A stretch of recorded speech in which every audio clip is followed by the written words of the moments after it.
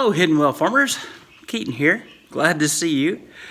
This is Dolly Wool, and she's had two brand new little babies. Both little boys, little rams. They was just born yesterday morning, and they're both nursing and doing really good. I haven't named them yet. I'm thinking about using some country music names, so if you'd like to leave some suggestions in the comments down below, I would entertain names for these two rams right here.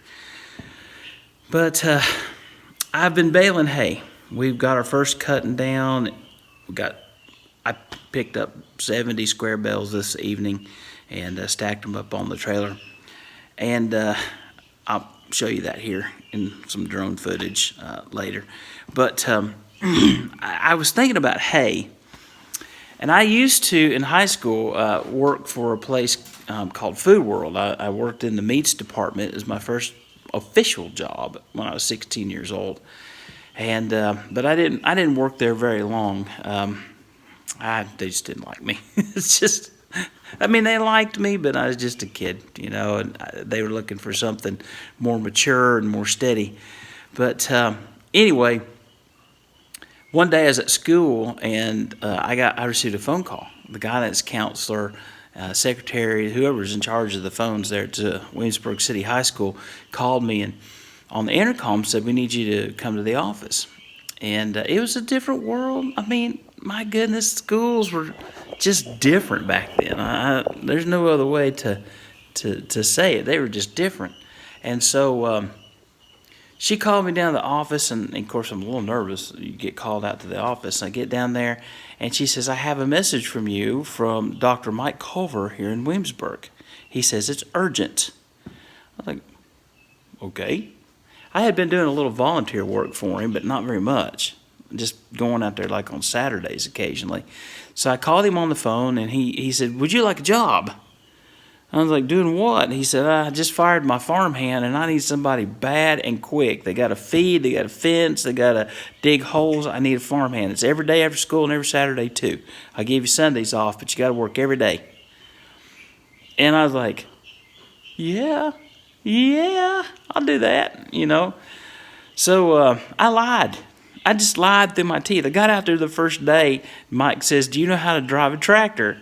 I'd never been on a tractor in my life. I mean, my grandpa Smith had one, but he lived way up in Ohio. I'd never driven a tractor before. I had no idea how they worked. But I just said, "Yeah, man, if it's got wheels, I could drive it." Lying through my teeth. He says, "Well, go hook up that trailer up there. It's behind the barn. Go through the barn. The hay is up there.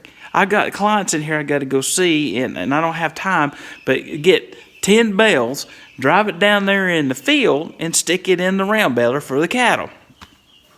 Can you do that?" I was like, "Dude, I can do that. I'm a straight A, highly intelligent individual." Yeah, I know what you're thinking. Yeah, me too.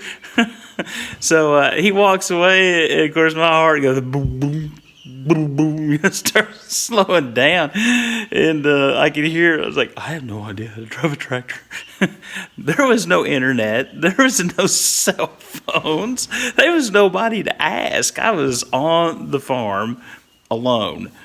So I went up there and I climbed up on the tractor, and I started looking around. And I was like, there's no key. There's almost no buttons. Okay, these gear shift thingies, I've driven a stick shift all my life. I figured this out. So I'm fooling around and I'm fooling around and I'm fooling around. I cannot figure out how to get that tractor to start. I can't do it. I keep looking and looking and looking, and you know, I'm getting up and down and up and down, and I'm getting a little nervous because I don't want to go down there and say, "Oh, no, I don't start the tractor. I lied. I don't want to do that." So this tractor had a little button on the ground, and as I stood up and started to move, I accidentally stepped. Well, that was the starter button, and when I stepped on it, the engine turned over and the thing fired up. I was like, wow, okay, so that's how you start a tractor. Of course, nowadays these modern tractors and stuff, and this was an old tractor, but these modern tractors have keys and, all sorts of different starting mechanisms. But so it started up, and I put it in reverse, what I thought it was. And sure enough, man, I got the tractor out there, and I backed it up and had no idea how to hook a tractor to that trailer.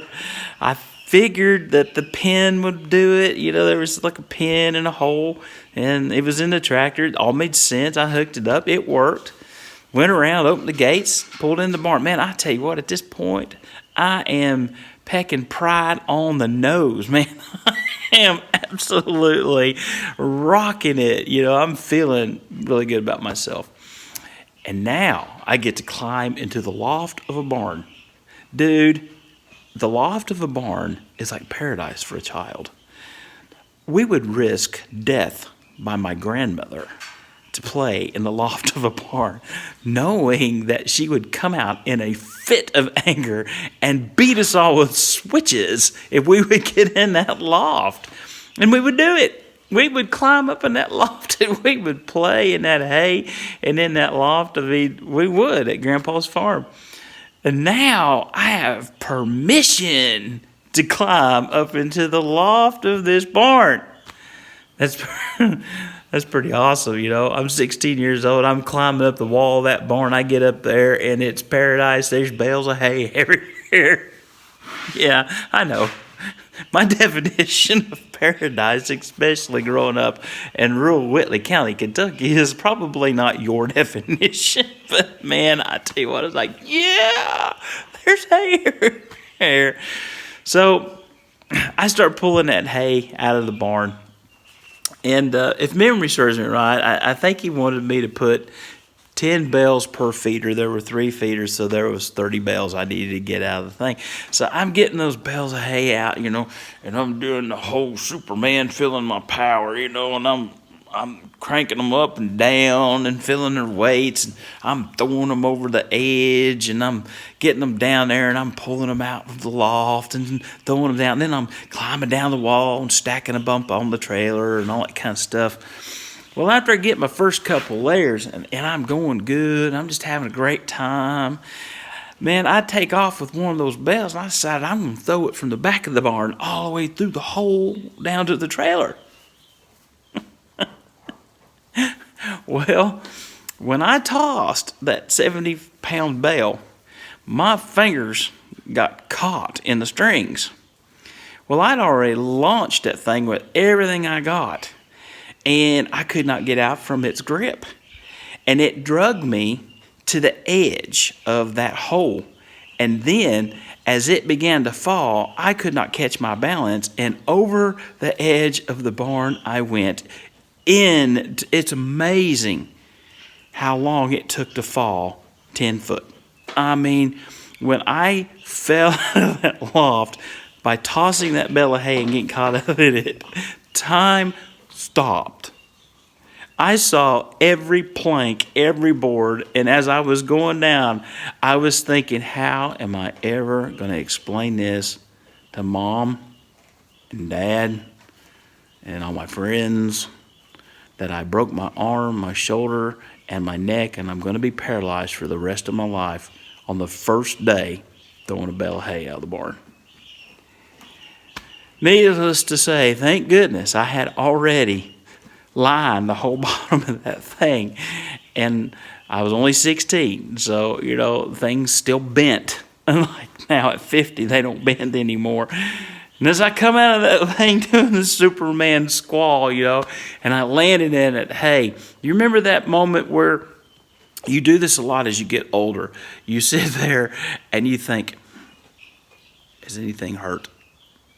I just laid there for a few minutes waiting for my brain to catch up with my body to tell me that, oh, you broke a leg. Oh, you broke an arm.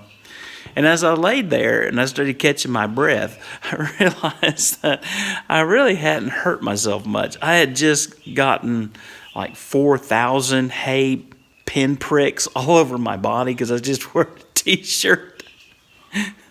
But I pulled my hand out of there and I stood up real quick and I looked around and there was nobody there.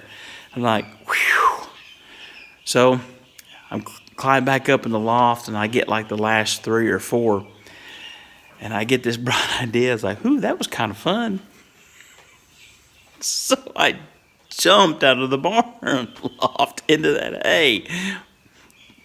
Yeah, not the brightest bulb. No, I'm not. I just jumped out. Well, after tossing myself and not getting hurt, somehow or another, I justified that this was going to be an okay feat.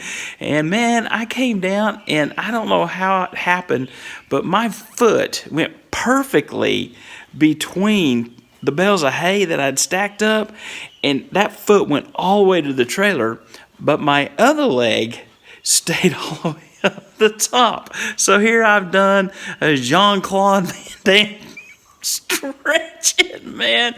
I hurt every muscle and tendon in my groin, just squall. And I was stuck. I couldn't get out. Oh my gosh. I just remember hurting so bad and being stuck in that situation.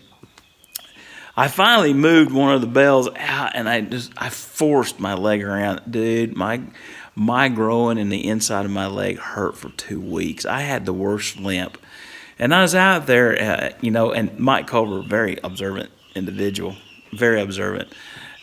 He said, you weren't limping when you came out here, but you're limping now. Are you okay? I said, yeah. I stepped on a rock, and now I've got a bruised heel. I didn't have the right kind of shoes on, which I didn't. I just had tennis shoes on. I never did tell him that I tossed myself out of the barn, and then I jumped on purpose and severely injured myself. I didn't want to lose my job. I also didn't want him to think I was just a total idiot. Oh, well, we all grow up. Now I do adult idiot things. Yeah. But anyway, I thought you might appreciate a little hay humor as all of you all are out there in the hay. I hope you get it up. I hope the weather will persist. I know we're supposed to get some rain this weekend and it clear up a few more days. And so I hope all you farmers out there get your hay up. Been good visiting with you. Say goodnight, guys. Give me some name suggestions down there in the comments, okay? Something that has to do with Dolly Wool for the 2 boys. They're boys, okay? God bless. See you later.